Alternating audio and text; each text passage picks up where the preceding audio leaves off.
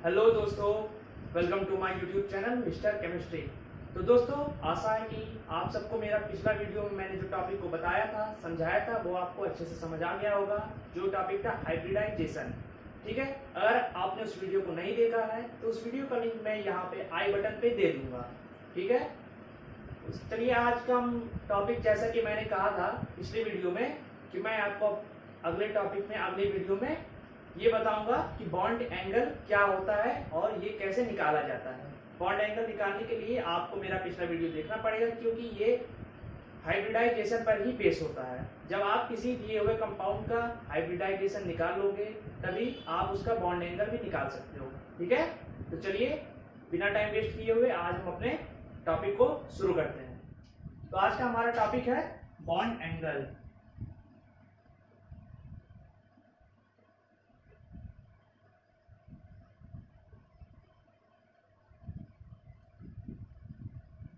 Bond angle, जिसे कि हिंदी में हम सब जानते होंगे कि बंद कोण कहते हैं। बंद कोण या आबंद कोण, बात एक ही है दोनों।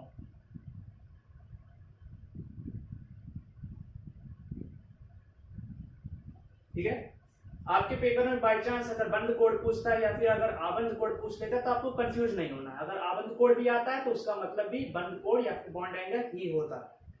ठीक है, तो सबसे पहला बात मैं आपको जो फार्मूला बताता हूँ, ट्रिक बताता हूँ बॉन्ड एंगल निकालने का, उसके पहले आपको एक टेबल मैं यहाँ लिख देता हूँ, जिसे आप नोट कर लीजिए या स्क्रीनशॉट ले लीजिए, जो आपका मन करे। अगर आप जानते हो तो एंजॉय कीजिए और नहीं जानते हो तो लिख लीजिए या फिर उसका स्क्रीनशॉट ले लीजिए, क्योंकि बॉन्ड एंगल निकालने के लिए ये टेबल आपका जानना बहुत जरूरी है।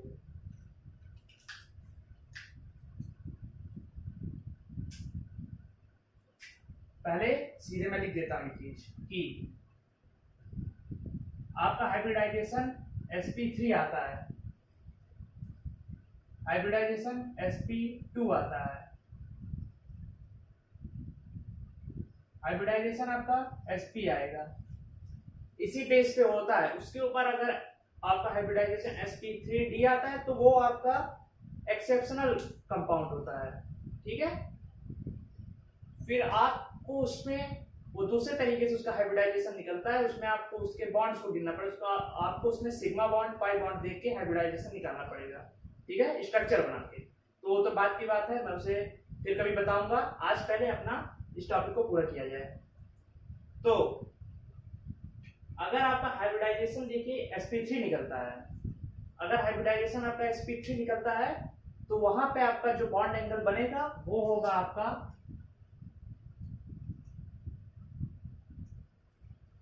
109 डिग्री 28 मिनट का।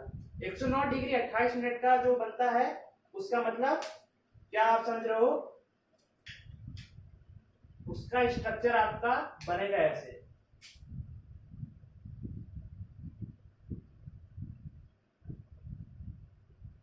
ये थोड़ा और आपका कम रहेगा, क्योंकि 109 डिग्री अगर आप ऐसा फैलाओगे तो ये आपका 120 में चला जाएगा। थोड़ा आप इसे कम कर दीजिए इस तरीके से। तो आपका जो यहाँ पे जो आपका एंगल बनेगा वो होगा आपका 109 डिग्री 28 मिनट। ठीक, अब अगला है आपका, जब sp2 हाइब्रिडाइजेशन आपका किसी कंपाउंड का आता है तो वहां पे क्या होगा?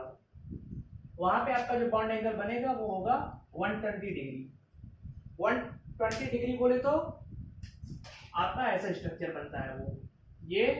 ठीक है, 120 डिग्री की उसको यहाँ पे आपका जो एंगल होगा, मतलब हर बॉन्ड का जो एंगल बनता है, एक एटम मतलब एक परमाणु से किसी दूसरे कार्बन है कि एक तत्व, मतलब कार्बन है अगर मान लीजिए, और कार्बन से ऑक्सीजन जुड़ा है, तो कार्बन है ऑक्सीजन है, वो जो बॉन्ड बनाएगा उसके बीच का एंगल, अगर sp2 हाइब्रिडाइजेशन किसी कंपाउंड का आ रहा है तो एंगल उसका होगा 120 डिग्री। इसी तरीके से अगर आपका sp हाइब्रिडाइजेशन आता है, ठीक है, तो आपका होगा वहां पे 180 डिग्री।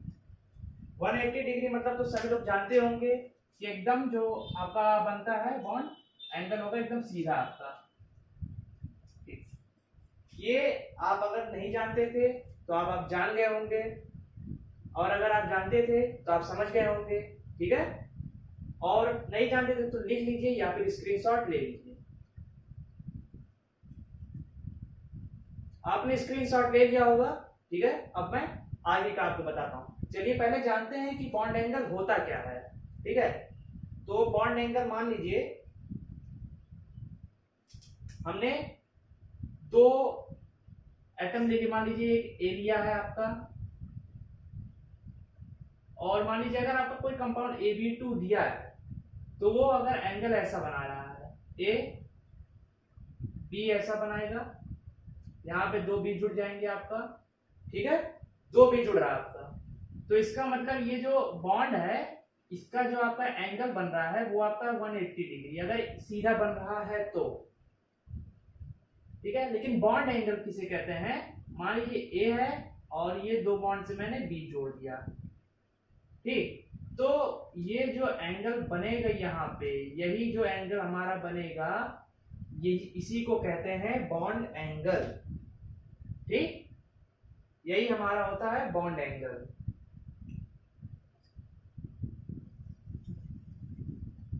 समझ गए होंगे बॉन्ड एंगल क्या होता है। ये तो मैंने एक अपने टॉपिक से हटकर चीज बता दी कि बॉन्ड एंगल का डेफिनेशन क्या होता है, और वो मुझे बताना था लेकिन बहरहाल आपको बता दिया, तो अब आप समझ लीजिएगा। हम आते हैं अपने सीधे फार्मूले पे, बात करते हैं कि उस ट्रिक की जो मैं आपको बताने वाला था कि आप किस ट्रिक पे रख के बॉन्ड एंगल को तुरंत निकाल सकते हैं। तो हाइब्रिडाइजेशन निकालने का ट्रिक जो मैंने आपको बताया था अपने पिछले वीडियो में, उस वीडियो को अगर आपने देखा है तो आपको फार्मूला याद हो गया होगा। अगर आपने नहीं देखा है तो मैंने लिंक उसका डिस्क्रिप्शन में भी दे दिया है, अगर हो सकेगा तो मैं आई बटन पे भी उसका लिंक आपको दे दूंगा, ठीक। तो मैं आपको बता देता हूं कोई एग्जांपल लेके कि ये आपका पूछा था किसमें, 2017 किसमें पूछा था आपका, नीट में, ठीक है। नीट वाले लोग इसको देखेंगे और सभी लोग देख लीजिए, बात एक ही है। उसमें आपका पूछा था कि स्पीसीज जिसमें 120 डिग्री 120 डिग्री का बॉन्ड एंगल बनता है, ठीक है। ये बी है मतलब बॉन्ड एंगल या आबंध कोण। तो पूछा था और ऑप्शन दिए थे आपके चार, उसमें से ऑप्शन मैं लिख देता हूं कि आपके उसमें चार ऑप्शन आपको दिए थे,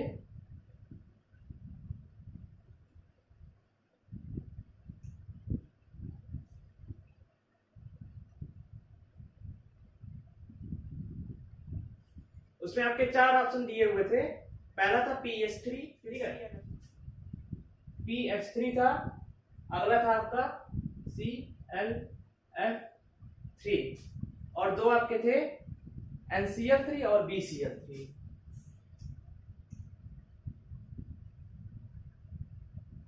ये आपका ऑप्शन दिया था। तो इसमें से अगर पहले तो आप सबसे पहले आपको निकालना है हाइब्रिडाइजेशन। हाइब्रिडाइजेशन अगर आप निकालते हो सभी का तो सिंपल सी बात है, अगर आप डायरेक्टली निकालते हो उसी फार्मूले पे रख के तो आपका निकल जाएगा इस तरीके से। पहले अगर हम निकालते हैं PH3 का, ठीक, PH3 का निकालते हैं तो पहला आपका सेंट्रल एटम होगा P, फास्फोरस आपका सेंट्रल एटम है।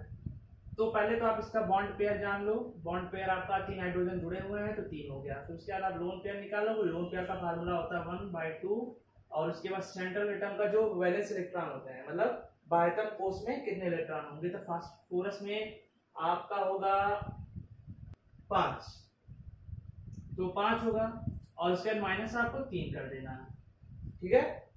आप इसमें 3 माइनस कर दोगे तो आप इसको सॉल्व कर देना, आपका आ जाएगा, ये आएगा 2, आप 2 काट दोगे, आ जाएगा 1, मतलब LP बराबर आएगा आपका 1, ठीक है। और उसका हाइब्रिडाइजेशन निकालने के लिए आप BB को और LP को दोनों को प्लस कर दोगे, दोनों को आप प्लस करोगे तो 3 + 4 आप 3 + 1 आ जाएगा आपका 4 आ गया आपका। अब 4 अगर आपका आ रहा है तो आपका हाइब्रिडाइजेशन में होगा sp3 होगा, और क्वेश्चन में पूछा है आपका स्पीसीज जिसमें 120 का बनता है, 120 डिग्री का बीए बनता है, मतलब बॉन्ड एंगल बनता है। तो अगर आप इस टेबल के हिसाब से देखो तो sp3 मतलब आपका बन रहा है 109 डिग्री 28 मिनट का। तो पहला ये आपका गलत हो गया, मतलब इसमें 120 डिग्री का आपका बिल्कुल नहीं बनेगा एंगल। अगर हम अगला सॉल्व करते हैं अपना,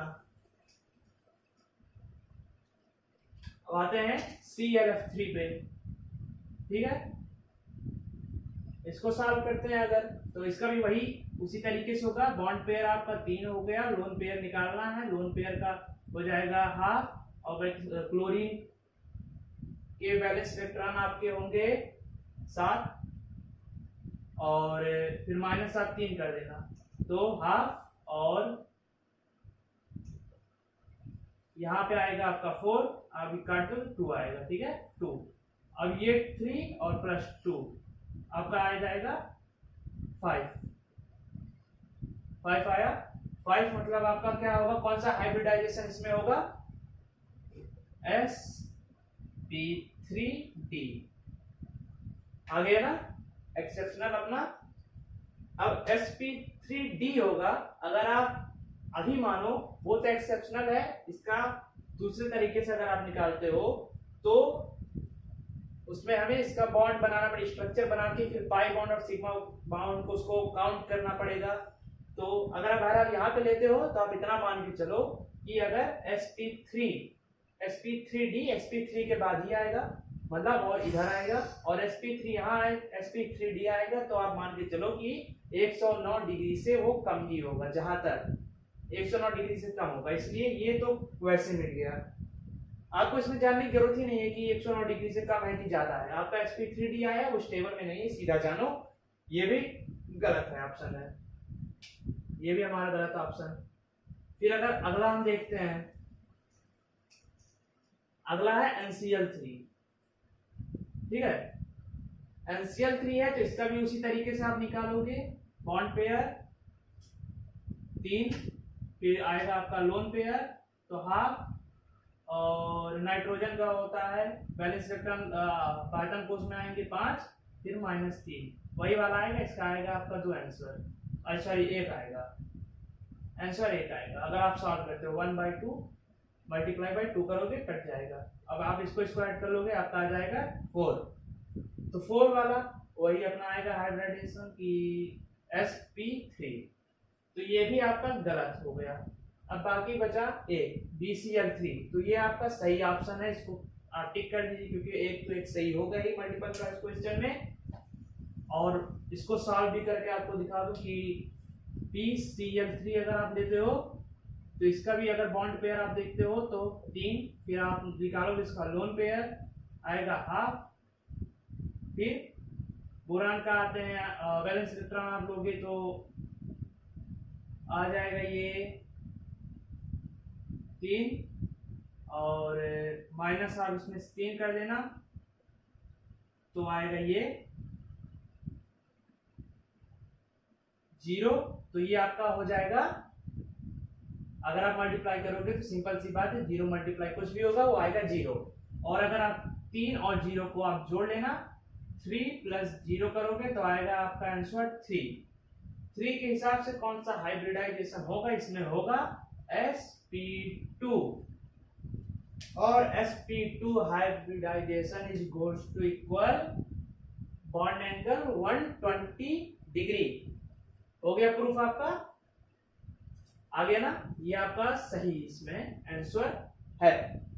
समझ के बॉन्ड एंगल निकालना, ठीक है।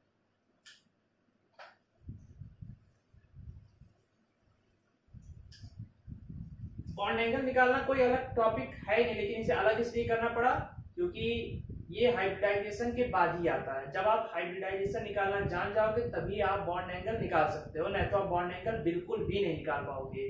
इसके लिए आपको हाइब्रिडाइजेशन जानना जरूरी है।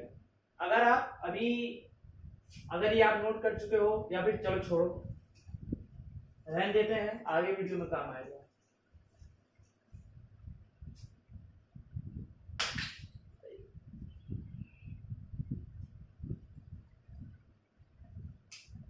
अगर आप अभी 11th में पढ़ रहे हो या फिर आप 11th पास आउट हो चुके हो, या फिर किसी भी क्लास में आप बॉन्ड एंगल निकालने का जो फार्मूला रहता है वो रहता है बहुत ब्रॉड रहता है, ठीक है। उसमें आपको क्या रहता है कि जो मैंने बताया हाइब्रिडाइजेशन निकालने का तरीका वही उसमें भी रहेगा, लेकिन वो थोड़ा ब्रॉड रहेगा। मतलब उसमें रहेगा सेंट्रल एटम का पहले 1/2 सेंट्रल एटम का वैलेंस इलेक्ट्रॉन रहेगा, फिर उसके बाद जो उसमें चार्ज रहते हैं, अगर चार्जेबल वाला कंपाउंड है तो अगर माइनस चार्ज है तो वो प्लस हो जाएगा जितने भी माइनस चार्ज है, और अगर प्लस चार्ज है जितने भी तो वो माइनस हो जाएंगे। और उसमें मोनोवैलेंट जो आता है आपका उसको भी आपको ऐड करना पड़ेगा कि मोनोवैलेंट जो कितने उसमें हैं, 1 है 2 है, वो भी आपको माइनस करना पड़ेगा, सॉरी ऐड नहीं माइनस करना पड़ेगा। तो यही रहता है, उसमें बहुत बढ़ा चढ़ा के दे देते हैं। लेकिन हाइब्रिडाइजेशन निकालने का जो तरीका मैंने आपको बताया है विस्पर थ्योरी, जिसे अगर आप विस्पर थ्योरी के अंतर्गत पढ़ते हो तो उसमें भी यही तरीका रहता है कि बॉन्ड पेयर निकालना फिर लोन पेयर निकालना। विस्पर थ्योरी मैं आपको किसी दूसरे टॉपिक में बताऊंगा, बहुत जल्द बताऊंगा। और विस्पर थ्योरी बहुत ही मजेदार थ्योरी है। उससे आपका ये होगा कि आप किसी भी दिए हुए कंपाउंड का आप ये हाइब्रिडाइजेशन निकालना तो जानते ही होंगे, उससे जान भी जाएंगे, और उससे आप किसी भी दिए हुए कंपाउंड की ज्योमेट्री आप जान जाओगे, ठीक है। उसमें कितना डिग्री का बनेगा उसमें सब रहता है विस्पर थ्योरी में, VSEPR थ्योरी, ठीक।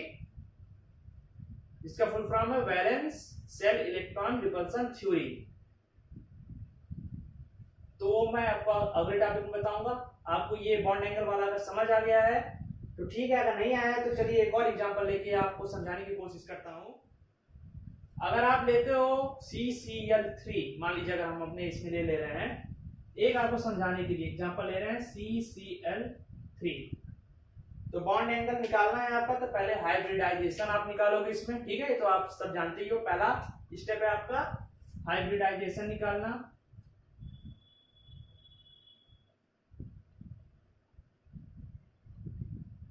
हाइब्रिडाइजेशन निकालना, और फिर उसके बाद आपका आता है दूसरा स्टेप, हाइब्रिडाइजेशन से इस टेबल को जो आप जानते हो उससे आपको मैच करना है।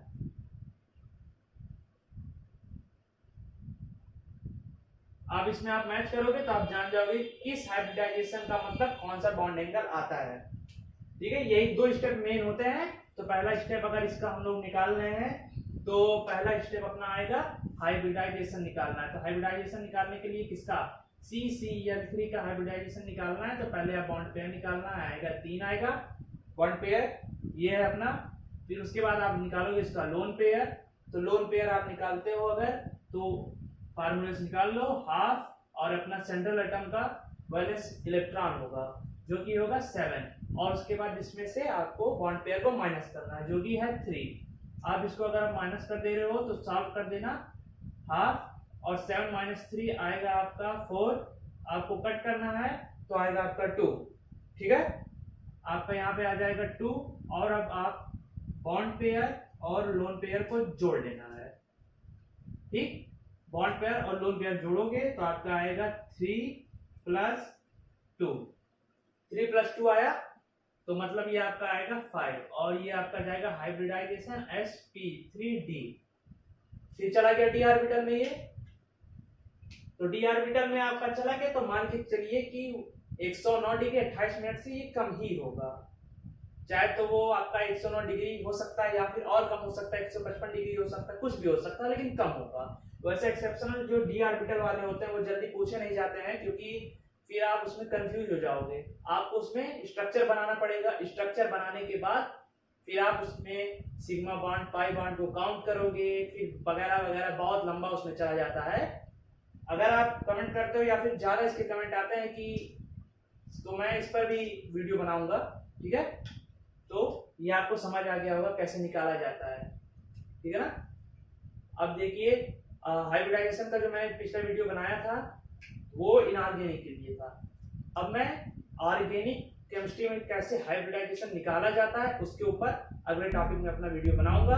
अगर आपको ये वीडियो पसंद आया हो तो लाइक करना, और अगर आप चैनल पे नए हो तो सब्सक्राइब करके बेल आइकन को जरूर दबा देना और ऑल पे सेट कर देना, जिससे कि मेरे अपलोड किए हुए वीडियो का नोटिफिकेशन आपके पास सीधे जाए, ठीक है। चलिए मिलते हैं अपने अगले टॉपिक में।